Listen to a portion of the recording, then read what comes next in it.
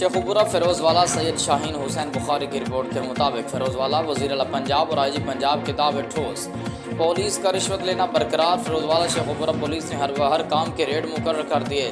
पैसे दो काम लो। थाना फिरोजवाला की पुलिस ने हर काम के रेट मुकर्रर कर दिए। पैसे दो काम लो। थाना फिरोजवाला में तैनात सब इंस्पेक्टर अरशद गोंदल की रिश्वत लेते वीडियो नुमाइंदा ANY ने हासिल कर ली।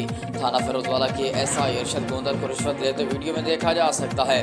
सब इंस्पेक्टर अरशद गोंदल को शहरी ने पहले 5000 दिया, फीस कम है ये कहकर सब इंस्पेक्टर अरशद गोंदल ने वापस कर दिए। 5000 बढ़ाकर 10,000 करने पर अरशद सब इंस्पेक्टर ने पैसे पकड़ लिए। वज़ीर आला पंजाब मरीन नवाज और आईजी पंजाब से मुतालबा है कि शरीफ शहरियों का खून चूसने वाले पुलिस सिस्टम में काली भेड़ों को नौकरी से फारिग करके पुलिस सिस्टम को शफाफ बनाया जाए।